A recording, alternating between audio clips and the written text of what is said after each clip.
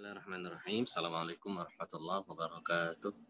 Wassalamualaikum warahmatullahi wabarakatuh. Alhamdulillahirabbil alamin. Alhamdulillahilladzi hadana li hadzal din wa ma kunna an nahtadiya laula an hadanallahu rabbul alamin. Allahumma shalli wa sallim wa barik ala Rasulillah wa ala alihi wa ashabihi wa man walah wa la haula wa la quwata illa billah. Ikhwan akhwati yang dimuliakan Allah Subhanahu wa taala, alhamdulillah Allah mudahkan kita untuk kembali bersambung dalam kajian Al-Fiqhul Manhaji ala Madzhabil Imam Syafi'i. Insyaallah akan kita lanjutkan kajian kita di sunnah wudu. Baik, ikhwah fillah, ikhwan akhwat, sunnah di sini adalah sunnah dalam istilah fuqaha. Maksudnya, jika antum kerjakan, jika kita kerjakan, Allah mencatat pahala. Kalau tidak dikerjakan berarti tidak mengurangi sahnya wudu. Selama kita sudah mengerjakan hal-hal yang fardu, yang kemarin kita bahas, ada 6 menurut Syafi'iyah, itu sudah sah. Selain fardu wudu, berarti sekedar melengkapi pahala. Sebaiknya kita laksanakan, kalaupun tidak mengurangi sahnya wudu. Apa saja sunnah-sunnah wudu? Syafi'iyah paling banyak menyebutkan sunnah-sunnah wudu. Kalau kita perinci kurang lebih sampai 30-an sunnah wudu yang disebutkan oleh Syafi'iyah. Nanti yang nomor 2 paling banyaknya adalah Hanabilah, kemudian Malikiyah, baru yang terakhir adalah Hanafiyah, karena Hanafiyah membedakan antara sunnah dan yang mandub. Tapi karena kita pakai kitabnya Fiqh Syafi'i, kita langsung ke sunnah wudu yang pertama. Silahkan dibaca dan bisa membaca, akhi. Insyaallah, Ustaz. Silahkan. Perlu Anda share screen atau nggak usah ya? Enggak apa-apa. Saya. Bismillahirrahmanirrahim. Antara sunnah wudu yang penting ialah menyebut nama Allah. Bismillah. Sunnah menyebut nama Allah Subhanahu wa taala pada permulaan wudu. Hal ini berdasarkan hadis dari Anas radhiyallahu anhu yang berkata, maksudnya sebagian sahabat Nabi SAW mencari air untuk berwudu tetapi tidak memperolehnya. Rasulullah SAW bersabda, adakah sesiapa di kalangan kamu mempunyai air? Lalu dibawakan air kepadanya dan baginda meletakkan tangannya ke dalam bekas yang berisi air tersebut seraya bersabda, berwudulah kamu dengan nama Allah Subhanahu wa taala, yaitu menyebut bismillah ketika memulakannya. Lalu aku melihat air terpancar keluar daripada celah-celah jari baginda hingga ke semua mereka, yaitu kira-kira 70 orang dapat berwudu dengan air tersebut. Riwayat secara prinsipil, dari mana Syafi'iyah mengambil wajib wudu atau fardu wudu dan sunnah-sunnah wudu?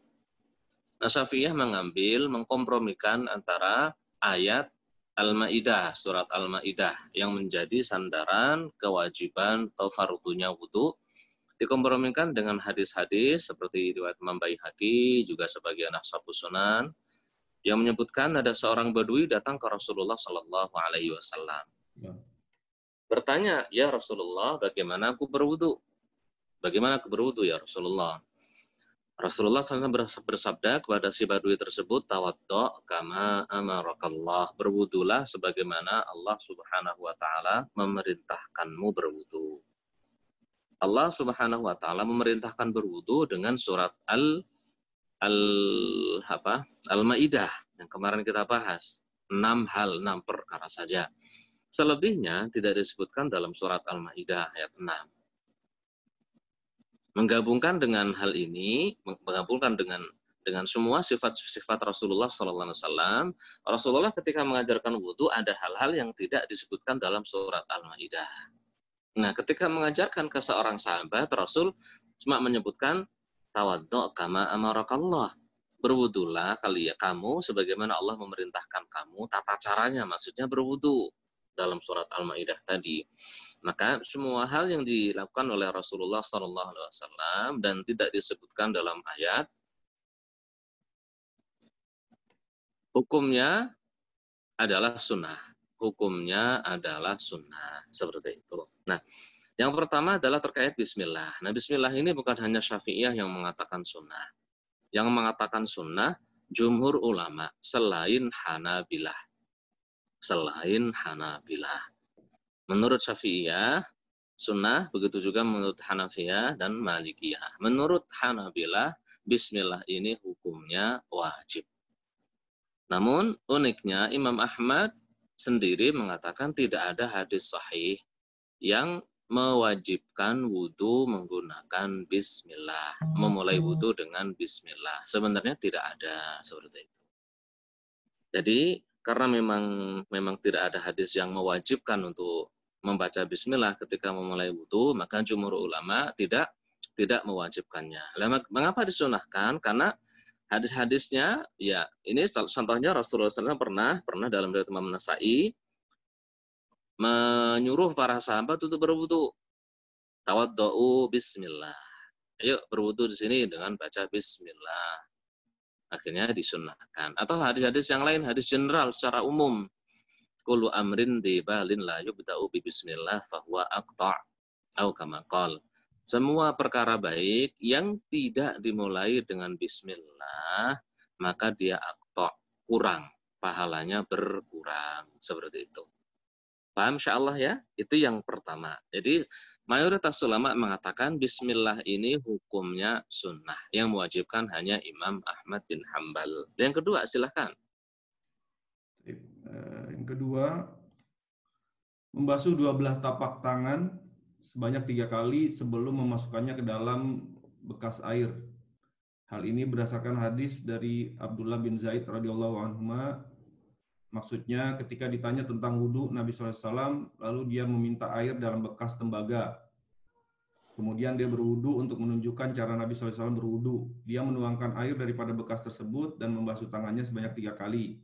Seterusnya barulah ia masukkan tangannya ke dalam bekas tersebut. Riwayat Bukhari dan Muslim. Baik.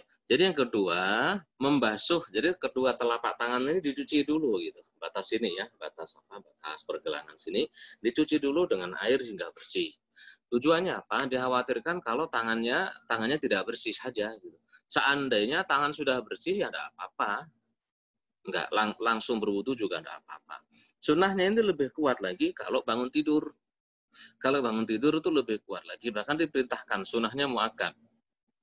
Dalam sebuah hadis disebutkan, jika kalian bangun dari tidur, tidak berwudu, maka jangan langsung celupkan tangan ke wadah. Tapi basuhlah dulu 3 kali. Nah ini ilatnya apa? Kata guru yang ana talaqi fikih Syafi'i, karena pada zaman dahulu banyak sahabat yang mohon maaf tidak menggunakan air ketika istinja. Ketika cebok itu kan memang ada 2 pilihan. Ada pakai air, ada pakai batu atau tanah dan sebagainya.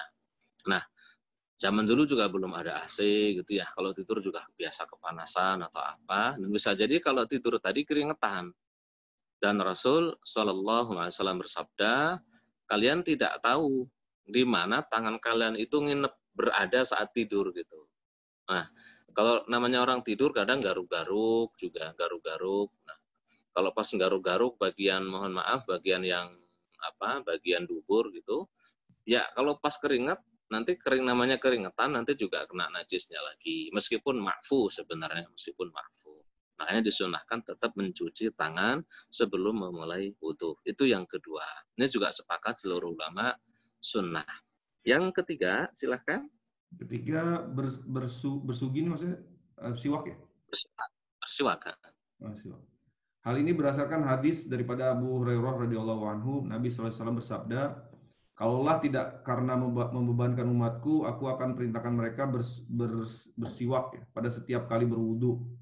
Riwayat Bukhari dan Muslim dan yang lainnya.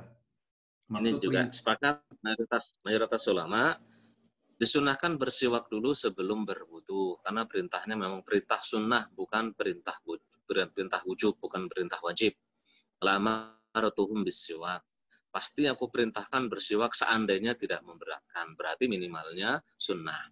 Nah, siwak ya pakai kayu itu, pakai akar kayu arok di sini masyhur ya. Antum tahu lah siwakan itu. Nah, siwak itu juga nggak hanya pakai kayu yang dari Arab saja, semua kayu sebenarnya juga boleh, semua akar juga boleh digunakan bersiwak. Intinya selama bisa membersihkan gigi. Nah, pakai siwak itu kayunya dipukuli ujungnya gitu, dipukuli biar jadi lembut. Bukan satu utuh terus digosok-gosokin ke gigi, bukan seperti itu modelnya. Jadi akarnya tadi atau rantingnya dipukul-pukul dulu biar gepeng, terus nanti akan ada seratnya. Seperti seperti bulu sikat gigi itu, seperti bulu sikat gigi. Itu cara sunnahnya bersiwak. Nanti kalau sudah habis, ya dipotong lagi di yang baru lagi, mukuli yang baru lagi. Nanti akan lama-lama akan habis. Itu tata cara bersiwak. Nah, apakah sikat gigi dan odol, pasta gigi itu menggantikan siwak? Iya, hukumnya sama. Bahkan beberapa guru ana di sini mengatakan sikat gigi dengan pasta giginya itu siwak waziyadah. Jadi seperti siwak dan ada tambahannya lagi gitu. Ada tambahan yang lebih membersihkan. Namun adanya pasta gigi dan sikat gigi tidak menghilangkan kesunahan siwak gitu, akhi. Tetap disunahkan bersiwak. Wallahu a'lam bishawab. Itu yang ketiga. Yang keempat dan kelima silahkan. Yang keempat, berkumur-kumur dan memasukkan air ke dalam hidung dengan tangan kanan dan mengeluarkannya dengan tangan kiri. Hal ini berdasarkan sambungan hadis Abdullah bin Zaid radhiyallahu anhu yang lalu, maksudnya dia berkumur-kumur serta memasukkan air ke dalam hidung sebanyak 3 kali cedok dan melicitkannya, nih bahasa Malaysia. Nah, jadi gini, berkumur-kumur itu antum tahu lah ya, ambil air ke mulut itu berkumur-kumur. Dimasukkan ke mulut, berkumur-kumur, dikeluarkan lagi. Terus ambil lagi ke hidung. Ngambil di hidung untuk dihirup. Dihirup gitu. Bukan cuma sekedar ngambil terus dibersih-bersihin aja gitu, enggak. Jadi ngambil dihirup. Ngambilnya dengan tangan kanan, ini tangan kanan ya, Anda tunjukkan ke antum ini. Videonya kebalik ya. Nah, bersihkan hidungnya baru dengan tangan kiri gitu. Bersihkannya dengan tangan kiri. Tata caranya menurut Syafi'iyah, kalau di buku Kanzur Raghibin, Syarah Minhajut Thalibin, Imam Nawawi juga di Al-Majmu' menyebutkan bahwa yang dipilih, yang dipakai, yang dikuatkan dalam mazhab Syafi'i, berkumur-kumur dengan menghirup air di hidung itu satu tangan. Jadi ambil satu tangan, langsung dipakai berkumur-kumur dan menghirup air ke hidung. Langsung itu. Jadi satu ambilan, satu cebokan gitu untuk berkumur dan langsung dihirup. Itu yang dikuatkan menurut mazhab Syafi'i. Tapi juga boleh sendiri-sendiri.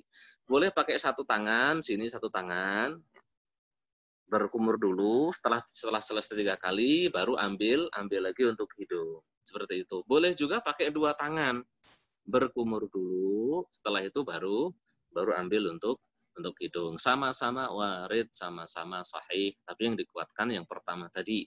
Pakai satu tangan, berkumur, langsung dihirup untuk hidung. Nah, disunahkan untuk menghirup untuk hidungnya itu disunahkan berlebih-lebihan, akhi. Ya, ikhwan akhwat, disunahkan berkumurnya itu dalam gitu, disedot dalam. Pas menghirupnya itu disedot dalam. Sampai biasanya kerasa ke otak gitu, teng gitu. Itu sunahnya. Kecuali bagi yang puasa. Yang puasa tidak disunahkan berlebihan. Sekedar dihirup saja, kemudian dikeluarkan.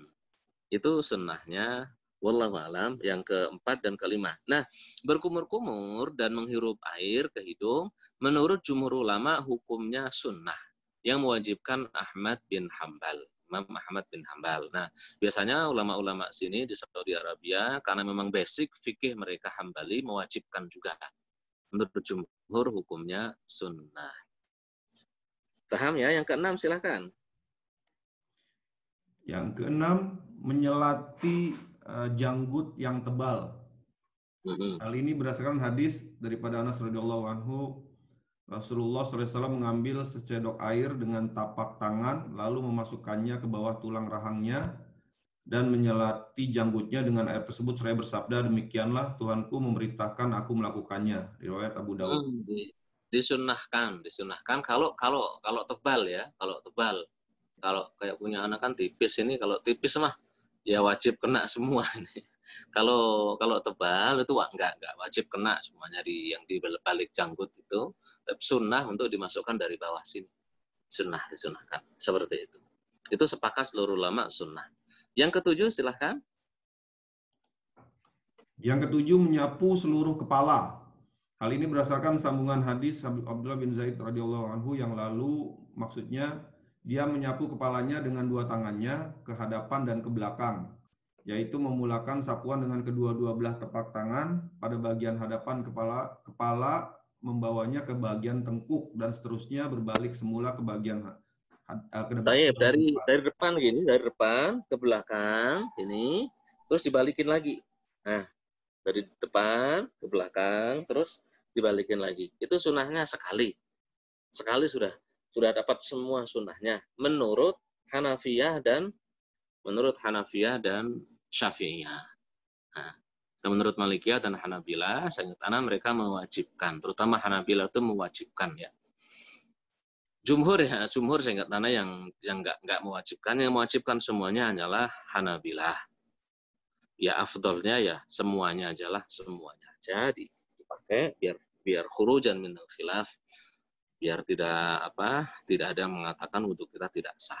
Jadi sebagian saja sudah sah menurut jumhur, sunnahnya semua diusap. Nah, kemarin sudah Anda jelaskan ya dalil semuanya. Yang ke-8 silahkan. Yang ke-8, menyelati celah-celah jari kedua-dua belah tangan dan kaki. Cara menyelati jari-jari tangan adalah dengan masukkan jari-jari kedua-dua belah tangan antara satu sama lain. Sementara cara menyelati jari-jari kaki pula adalah dengan menggunakan jari kelingking tangan kiri bermula dari jari kelingking kaki kanan dan berakhir pada jari kelingking kaki kiri. Hal ini berdasarkan hadis daripada Lakid bin Sabirah radhiyallahu anhu. Aku bertanya, wahai Rasulullah, beritahulah aku tentang wudhu. Sabda Rasulullah SAW, berwudulah dengan sempurna, selatilah antara jari dan lebihkanlah perbuatan masukkan air ke dalam hidung kecuali kamu berpuasa. Riwayat Abu Daud. Yang ke-8 adalah menyela-nyela jari. Ini kan jari. Biasanya apalagi kalau orangnya subur makmur gitu ya, banyak lipatan-lipatannya di sini. Atau mungkin habis kerja banyak debunya, mungkin bisa jadi kalau tidak di sela-sela seperti ini, khawatirnya tidak terkena air gitu maksudnya. Jadi kemudian jari kaki juga di sela-selain. Jadi seandainya nih kaki disunahkannya pakai kelingking kiri, dari kiri dulu, dari kiri terus sampai nanti ke kaki kiri. Cuma itu nggak ada dalil sahihnya, tidak ada dalil sahihnya. Nah, jadi kalau menurut Imam Nawawi juga Ibnu Alan, Asy-Syafi'i dan banyak ulama Syafi'iyah mutaakhirin, yang penting di sela-selai. Jari kakinya itu yang penting di sela-selai gini, dibersihin. Tujuannya biar air benar-benar sampai ke kulit. Faham insyaallah ya? Itu yang ke-8. Silahkan yang ke-9. Nah, yang dalil mustaurid ini belum aku baca. Dari mustaurid aku melihat Rasulullah SAW menyela-nyela kakinya, jemari kakinya dengan kelingkingnya. Ini hadisnya ini dhaif ya. Hadisnya itu dhaif. Jadi pakai ya enggak apa-apa, enggak pakai ya. Yang penting di sela-sela, intinya di sela-sela saja. Yang ke-9 silahkan. Ini di sini 8. Menyapu dua telinga luar dan dalam dengan air yang lain selain daripada air yang untuk menyapu kepala. Hal ini maksudnya air yang lain itu air yang baru ya. Ya, air baru. Jadi setelah kepala ambil lagi air gitu untuk ngusap telinga. Ini dalamnya ya pakai apa? Pakai telunjuk, luarnya pakai ibu jari, pakai jempol gitu. Itu maksudnya pakai apa? Pakai air yang baru menurut Syafi'iyah. Ayo dibaca. Hal ini berdasarkan hadis daripada Ibnu Abbas radhiyallahu anhu, maksudnya Nabi menyapu kepala dan kedua-dua belah telinganya luar dan dalam. Hadis terusnya, Baginda menyapu kepala dan menyapu bagian dalam kedua belah telinganya dengan kedua jari telunjuk dan bagian luarnya dengan kedua-dua ibu jari. Hadis berikutnya, Abdullah bin Zaid radhiyallahu anhu berkata, aku melihat Nabi SAW berwudu, Baginda mengambil air yang lain untuk menyapu dua telinganya selain daripada air menyapu kepala. Riwayat Al-Hakim dan Al-Hafiz dan Al-Hafiz Al-Zahabi berkata sahih. Melakukan yang ke-10 ya sekarang. 10. Melakukan semua perbuatan fardu wudu dan sunnahnya sebanyak 3 kali. Hal ini berdasarkan hadis Sayyidina Utsman radhiyallahu anhu berkata, maukah kamu aku tunjukkan cara Rasulullah SAW berwudu? Kemudian dia pun berwudu 3 kali. Ya, lalu yang berikutnya adalah mendahulukan yang kanan daripada yang kiri ketika membasuh tangan dan kaki. Sebenarnya sepertinya Ustadz terputus ya. Ustadz, tes. Ya, Ustadz terputus. Kita tunggu sebentar. Tadi sampai yang mendahulukan yang kanan dan kaki dari kiri. Kita tunggu Ustadz bergabung kembali.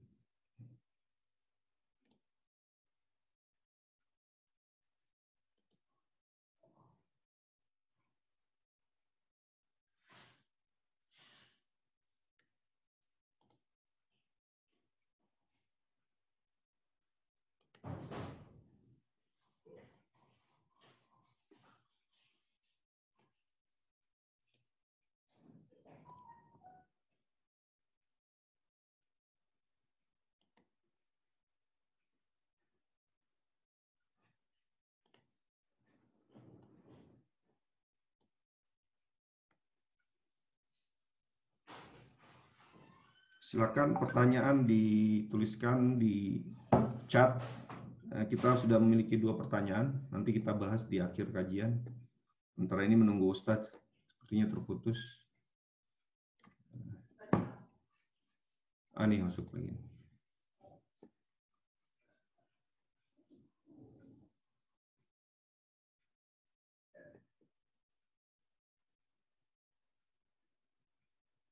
Assalamualaikum Ustadz. Antum kayaknya masih mute.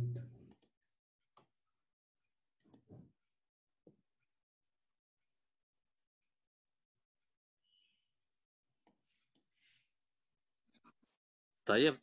Afwan, tiba-tiba jaringannya terganggu. Udah tahu.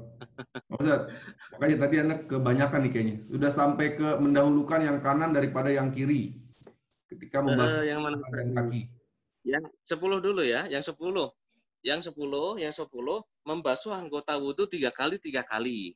Ya. Ini menurut Syafi'iyah semua dari awal, dari membasuh tangan, berkumur-kumur, menghirup air, buka itu sekali saja sudah cukup selama sudah ya'ummu mahallil fardhi, selama sudah membasahi semua yang wajib dibasuh. Itu menurut Syafi'iyah.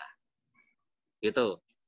Nah, tapi disunnahkan semuanya untuk 3 kali gitu. Semuanya 3 kali. Sampai kepala pun iya. Sampai kepala. Nah, kepala ini yang berbeda. Kepala. Nah, kepala ini Syafi'iyah sendiri yang mengatakan sunnah 3 kali. Yang berbeda itu. Jumhur mengatakan kepala sekali saja gitu. Cuma memang hadisnya juga sahih dari sahabat Utsman bin Affan juga sahabat yang lain bahwasanya ketika mencontohkan wudhu Rasulullah Sallallahu Alaihi Wasallam, Utsman bin Affan pernah mengusap kepala itu 3 kali. Mengusap kepala 3 kali. Cuma mayoritas sahabat meriwayatkan mengusap kepalanya itu sekali. Ya nggak masalah sih sebenarnya, cuma sunnahan, wajibnya kan sekali ya. Dikolongkan sunnah juga nggak masalah insya Allah. Apalagi hadisnya juga sahih. Yang ke-11 mendahulukan yang kanan daripada yang kiri. Sepakat seluruh ulama dianjurkan mendahulukan yang kanan daripada yang kiri. Nah, kalau kanan ujungnya dulu, ujung jari atau siku dulu, itu sebenarnya kalau menurut Syafi'iyah ya sunnahnya yang ujung dulu. Tapi sebagian sunnah saja, nggak sampai konsekuensi benar sama salah gitu lah. Ini pentingnya kita ngaji sunnah sama wajib sama haram sama makruh kita bedakan. Yang ke-12 silahkan. Yang ke-12 menggosok-gosok tangan atas anggota ketika membasuhnya.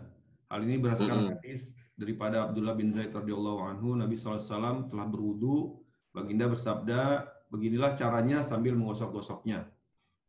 Jadi tangan digosok gini. Tujuannya apa? kalau ada yang menghalangi air sampai ke kulit, biar kena gitu. Tujuannya gitu. Jadi kalau muka ya digosok-gosok gini. Kalau ada yang perlu biar sampai. Ini menurut jumhur sunnah. Menurut Malikiyah wajib. Kenapa? Karena kata Malikiyah, kalau tidak digosok-gosok, airnya tidak sampai ke kulit.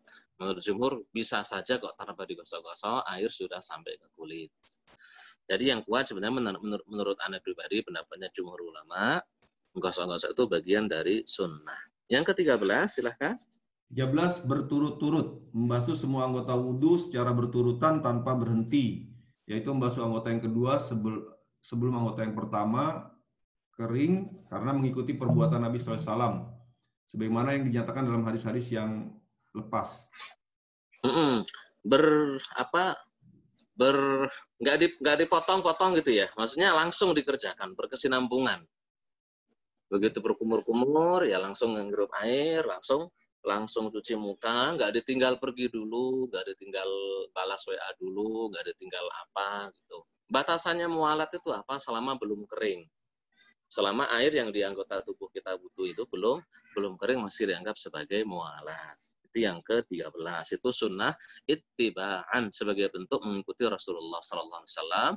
Sebab beliau SAW tidak pernah berwudu kecuali mualat terus gitu, berkesinambungan. Nggak di jeda, nggak di sela apa kegiatan apa, nggak langsung diselesaikan.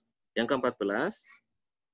14 melebihkan basuhan muka ke bagian kepala dan membasuh bagian atas dua siku dan mata kaki. Hal ini berdasarkan hadis Rasulullah SAW bersabda, sesungguhnya umatku pada hari kiamat akan diseru dalam keadaan kepala, dua tangan, dan kaki mereka bercahaya karena kesan daripada wudhu. Oleh itu, siapa di kalangan kamu yang boleh membasuh bagian kepalanya yang lebih maka lakukanlah. Dalam riwayat yang lain daripada Imam Muslim, maka hendaklah dia melebihkan basuhan bagian muka, dua siku, dan mata kaki. Riwayat Bukhari. Nanti umatku dikumpulkan di hari kiamat dalam kondisi bekas-bekas wudunya bercahaya. Semoga di antaranya kita termasuk umatnya Rasulullah Sallallahu Alaihi Wasallam yang bisa minum dari telaga beliau, yang bisa bersama-sama masuk surga bersama beliau. Amin ya rabbal alamin.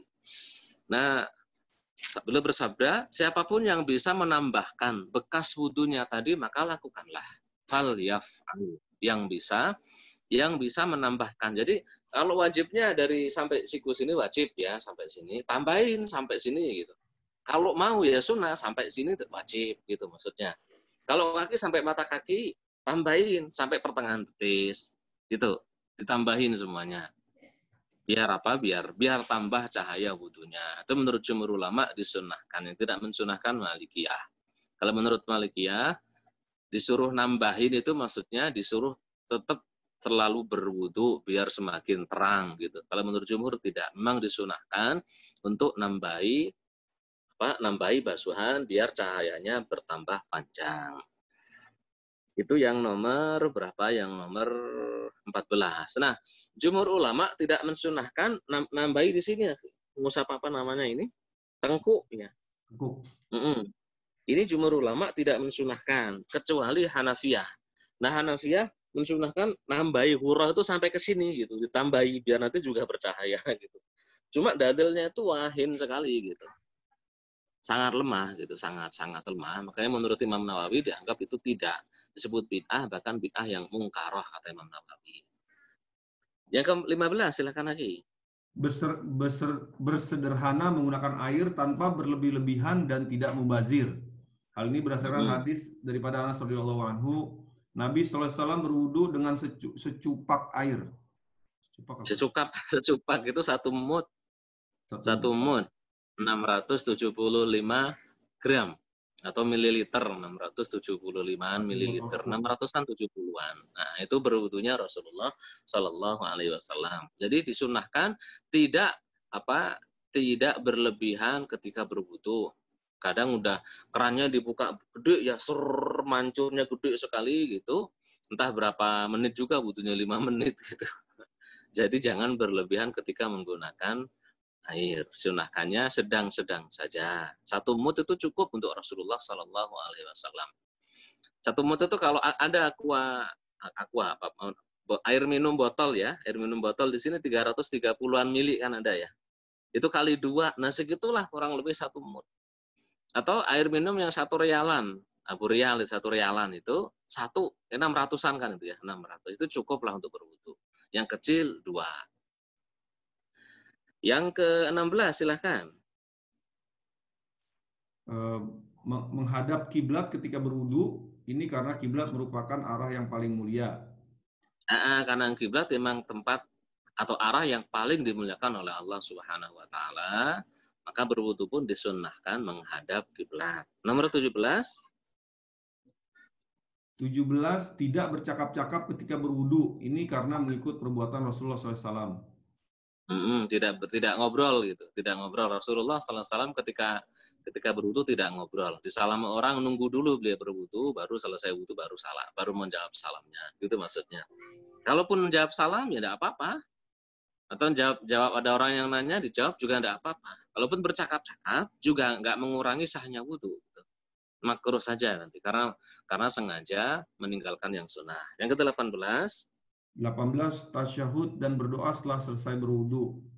Tasyahud ialah membaca aku bersaksi bahwa tiada Tuhan melainkan Allah saja dan tidak ada sekutunya. Arabnya nggak hafal. Hafalkan asyhadu an la ilaha illallah wahdahu la syarikalah wa asyhadu anna Muhammadan abduhu wa rasuluh. Terus baca doa, Allahumma ja'alni minat tawwabin waj'alni minat mutatahhirin. Terus dalam riwayat yang lain, subhanakallahumma bihamdika asyhadu an la ilaha illa anta astaghfiruka wa atubu ilaik. Itu doa setelah berwudu. Manfaatnya dipersilahkan masuk surga dari pintu manapun yang kau mau. Salah satu faedahnya. Dengan ini ya kita cukupkan saja pembahasan sunnah wudu ya. Kalau dibahas nanti terlalu kebanyakan. Jadi langsung yang ke makruh wudu. Mau langsung ke makruh atau mau jawab pertanyaan dulu? Mungkin sampai 6.15 nggak apa-apa Ustaz. Nanti jadi pertanyaannya setelah 6.15. Ya, silakan. Kita yang makruh wudu dulu silakan. Perkara makruh ketika berwudu. Perkara makruh ini maksudnya kalau dikerjakan dibenci oleh syariat. Lebih baik ditinggalkan gitu. Kalau meninggalkan dengan niat mencari pahala Allah Subhanahu wa taala, dapat pahala. Meninggalkan hal yang makruh dengan niat mencari ridho Allah Subhanahu wa taala, mendapatkan pahala. Mengerjakannya dibenci tapi tidak sampai tingkatan haram, tidak sampai tingkatan dicatat dosa gitu enggak. Ayo, yang pertama menggunakan air secara berlebihan atau membazirkan air. Ini karena bertentangan dengan sunnah dan maksud umum firman Allah Subhanahu wa taala, dan jangan pula kamu melampaui sungguhnya Allah tidak suka orang yang melampaui batas. Surat Al-A'raf ayat 31.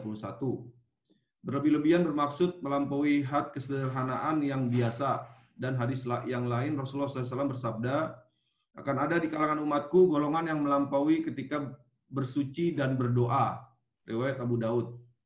Melampaui ketika berdoa bermaksud meminta sesuatu yang khusus dan dengan cara menyifatkan yang tertentu. Baik. Jadi akan ada segolongan umatku yang berlebihan ketika bersuci. Bahkan Rasul juga melarang berlebih-lebihan berwudu. Bahkan saat kita wudunya di sungai itu jangan berlebih-lebihan. Ya secukupnya saja, meskipun air di sungai namanya di sungai juga airnya mengalir, tetap disuruh secukupnya saja. Nanti kalau berlebih-lebihan justru akan menimbulkan penyakit namanya was-was. Ada dulu ketika masih kuliah, ketika di pesantren, ada yang terkena penyakit was-was teman-teman. Apa salah satu penyebab penyakit was-was? Karena berlebihan dalam berwudu.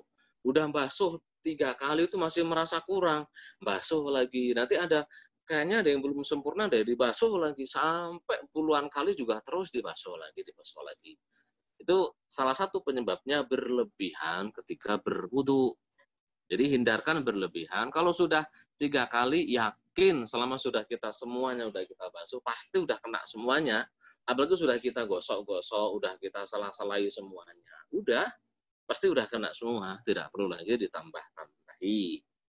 Ya, berlebihan dalam doa itu maksudnya di hadis ini minta sesuatu dengan terlalu detail.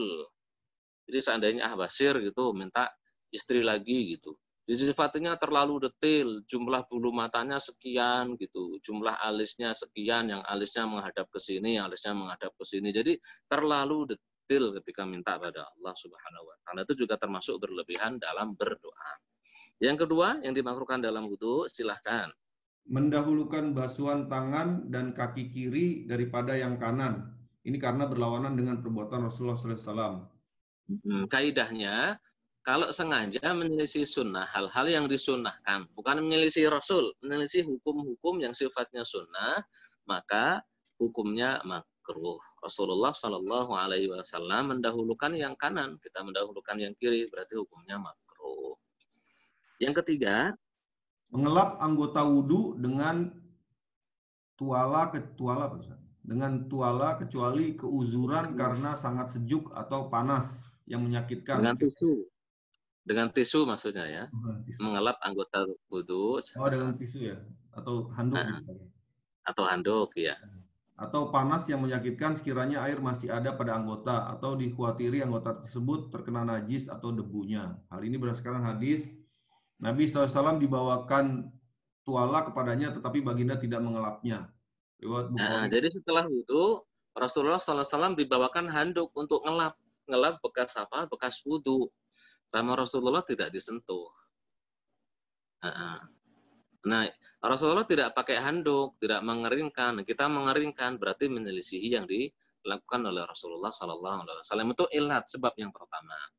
Sebab yang kedua, karena di antara keutamaan wudhu, dosa-dosa kita akan terus menetes sampai tetesan terakhir itu membawa dosa-dosa kita gitu. Jadi ketika di sini masih ada banyak air, itu terus sampai keringnya air netes terakhir itu dosa kita ikut menetes. Begitu juga tangan. Kan banyak air nanti di sini. Sampai tetesan terakhir itu membawa dosa-dosa yang kita perbuat. Nah, kalau kita lap langsung, gitu, langsung begitu wudu langsung dilap, ya nggak dapat keutamaan itu, gitu, nggak netes. Nah, itu ilat yang kedua. Tapi kalau memang ada kebutuhan, bisa jadi seseorang kalau tidak dilap mungkin malah merasa gatal. Atau musimnya musim dingin lah, musim dingin kita rasakan di sini ya, musim dingin. Kalau nggak segera dilap tuh malah kedinginan, takutnya malah masuk angin, ya udah dilap saja, namanya juga ada uzur. Yang ketiga, yang keempat silakan.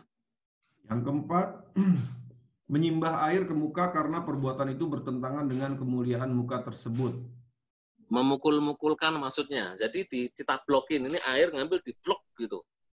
Kan lembut gini, lembut ya, nggak ditablok-blok seperti itu. Kalau dibluk-bluk, nah itu ya. Muka itu adalah yang dimuliakan oleh syariat, itu benar-benar dimuliakan.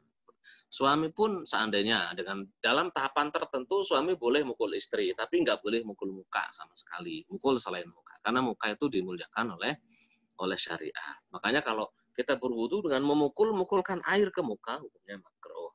Yang kelima, membasuh atau menyapu anggota wudu lebih atau kurang daripada 3 kali dengan yakin. Hal ini berdasarkan hadis selepas selesai berwudu dengan membasuh atau menyapu anggotanya sebanyak 3 kali, baginda bersabda, demikian cara berwudu, sesiapa melebihi atau mengurangi bilangan ini, dia telah melakukan sesuatu yang tidak baik dan tidak betul. Riwayat Abu Dawud. Imam Nawawi berkata, Imam An-Nawawi dalam kitab Al-Majmu' menyatakan bahwa martabat hadis ini adalah sahih. Hadis ini memberi pengertian sesiapa yang beriktikad bahwa yang sunnah itu ialah membasuh atau menyapu lebih atau kurang daripada 3 kali, dia telah melakukan perkara yang tidak baik dan melampaui karena iktikadnya menyalahi sunnah yang telah ditunjukkan oleh Rasulullah SAW. Jadi melebihi basuhan 3. Sudah 3 masih merasa kurang, ditambahi lagi. Itu makruh hukumnya. Bahkan tadi bisa menyebabkan penyakit was-was. Kalau kurang dari 3 enggak apa-apa. Kalau kurang dari 3 selama sudah yakin gitu. Selama sudah yakin bahwa 1 kali atau 2 kali tadi sudah rata ke seluruh anggota tubuh yang wajib dibasuh.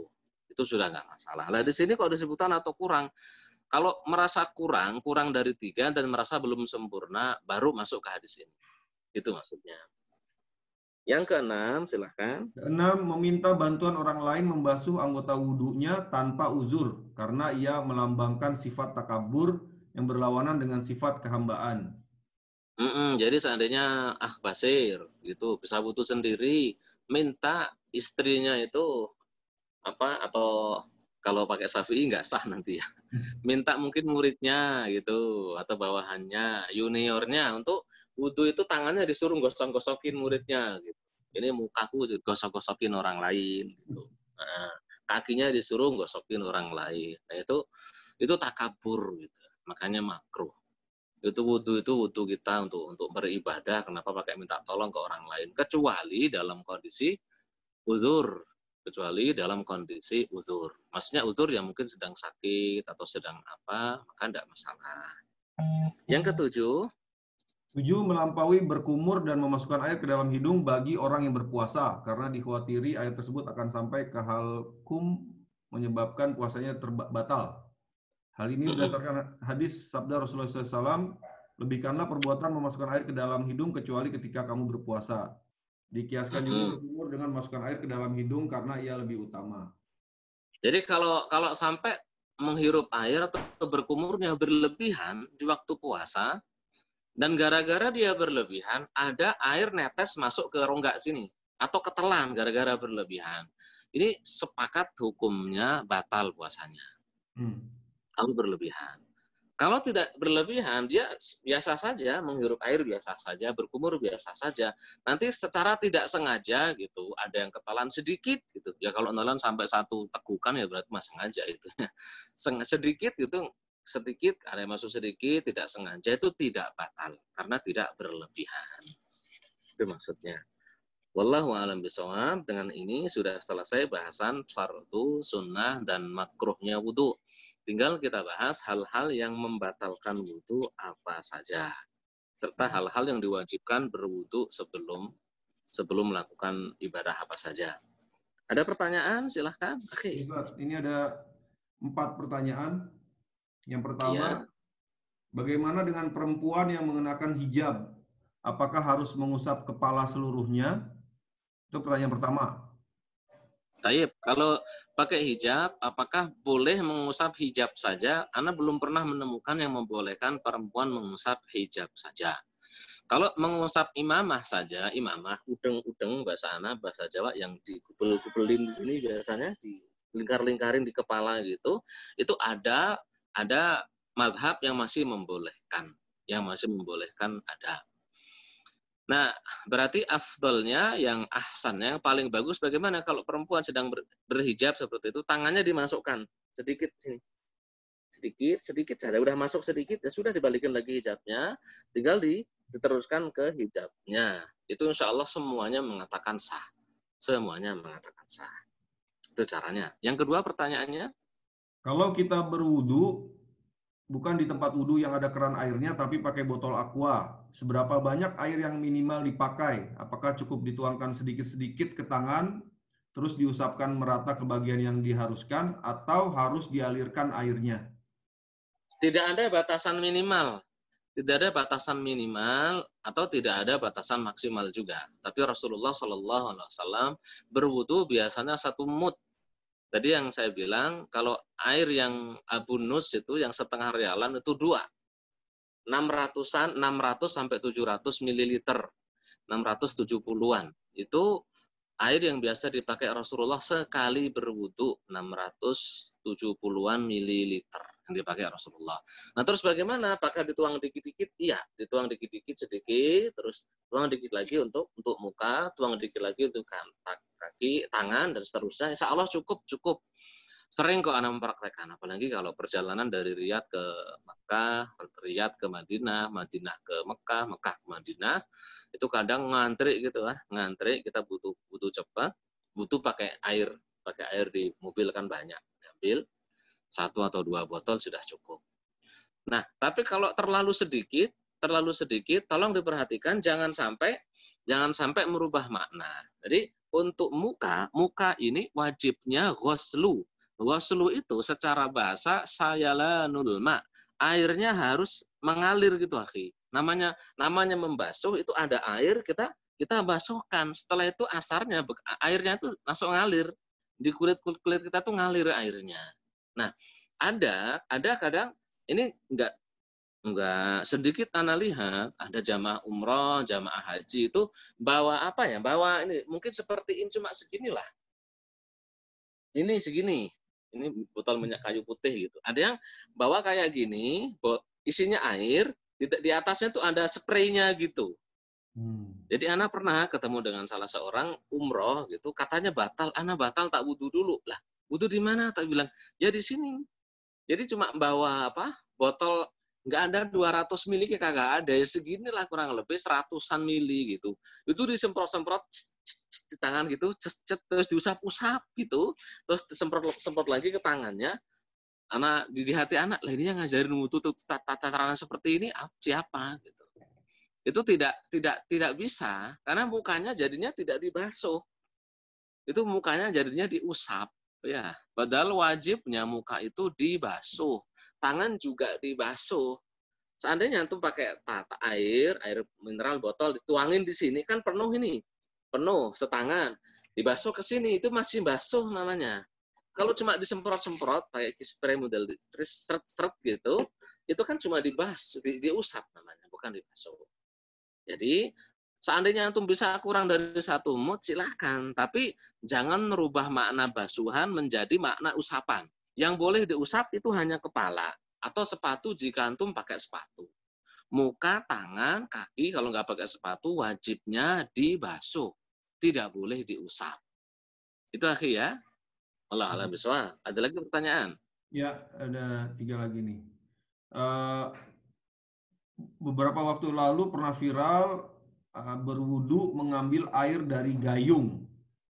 Bagaimana menurut mazhab Imam Syafi'i menggunakan gayung? Maksudnya mengambil air wudu dari gayung gimana maksudnya? Ya, di sini disebutnya pernah viral berwudu mengambil air dari gayung.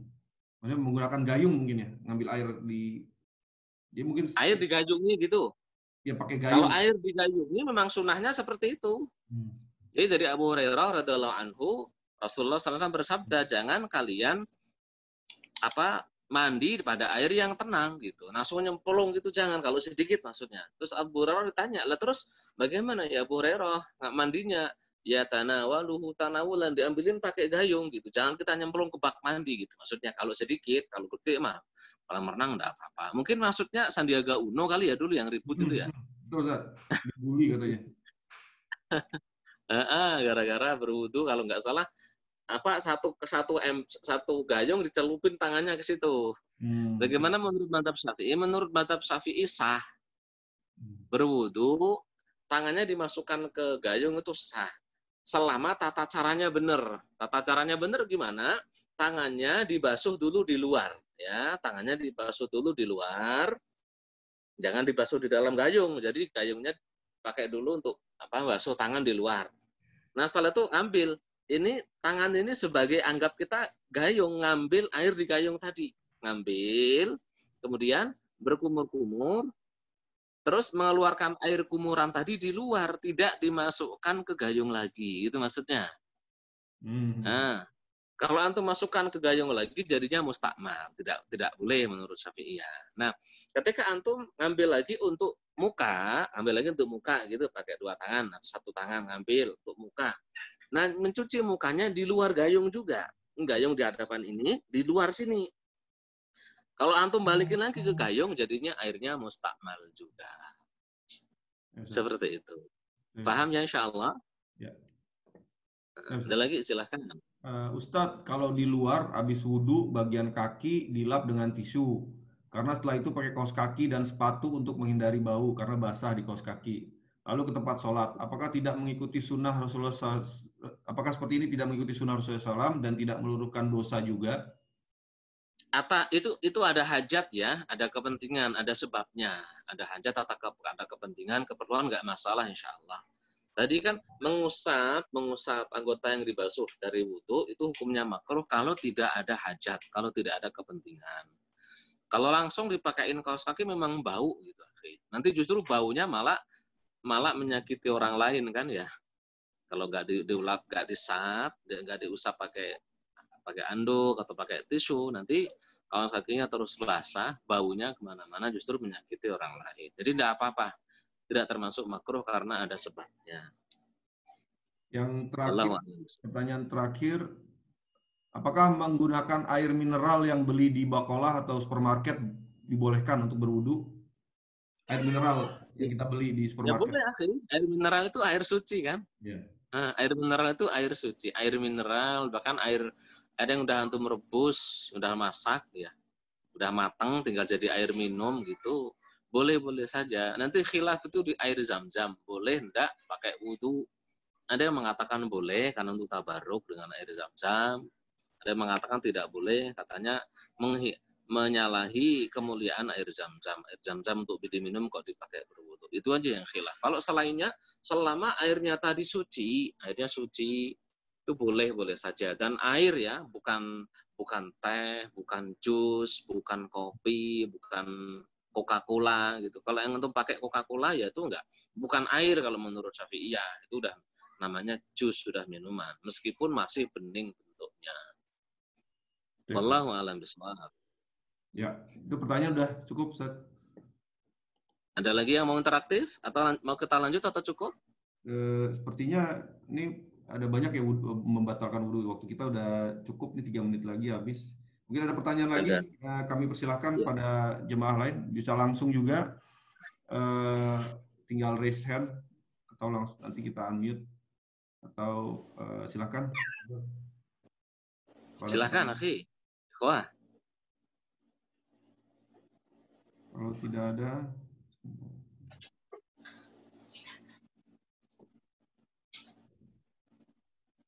lewat chat. Alhamdulillah.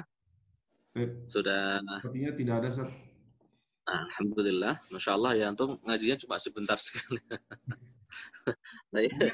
Pekan depan kita bisa mulai lebih awal. Oh, ini ada pertanyaan nih. Sebelum kita diskusi untuk pekan depan. Ini pertanyaan terakhir mungkin. Jadi untuk yang rukun, tangan dan muka, ya Ustaz, kumur-kumur perlu atau tidak? Maksudnya kumur-kumur perlu atau tidak? Kalau perlu ya perlu, akhi. Tapi itu khilaf saja menurut jumhur ulama, berkumur-kumur itu hukumnya sunnah. Karena saat ada sahabat bertanya ke Rasulullah Sallallahu Alaihi Wasallam, bagaimana aku berwudu? Rasul ngajarinya berwudulah sebagaimana Allah ngajari kalian berwudu. Allah Subhanahu Wa Taala dalam surat Al-Maidah ayat ke-6 tidak menyebutkan berkumur-kumur. Nah, tapi Rasulullah melaksanakan, berarti itu sunnah. Itu menurut jumhur ulama. Menurut Imam Ahmad hukumnya wajib. Kenapa? Karena Rasulullah tidak pernah berwudu kecuali berkumur-kumur gitu. Itu menurut dalilnya Imam Ahmad. Dan seandainya sunnah, pastilah pernah ditinggalkan meskipun hanya sekali menurut Imam Ahmad. Seandainya tidak ada hadis yang tadi, sahabat tanya ke Rasulullah bagaimana aku berwudu, pendapat Imam Ahmad ini sangat kuat sebenarnya. Seandainya tidak ada hadis yang disebutkan pertama tadi, yang dari Imam Baihaqi, juga beberapa sahabat sunan. Tapi karena ada hadis yang tadi, ya pendapat jumhur sepertinya lebih kuat gitu. Karena kalau seandainya wajib gitu, pasti Rasulullah langsung nambahin. Karena kaidahnya dalam ilmu ushul fikih, takhirul bayani anil hajati la yajuz. Mengakhirkan penjelasan satu hukum, padahal itu waktunya sedang harus dijelaskan, itu tidak boleh bagi Rasulullah Shallallahu Alaihi Wasallam dan tidak terjadi. Kalau memang waktunya Rasulullah menjelaskan hal yang wajib, semuanya pasti dijelaskan gitu. Wallahu a'lam bishawab.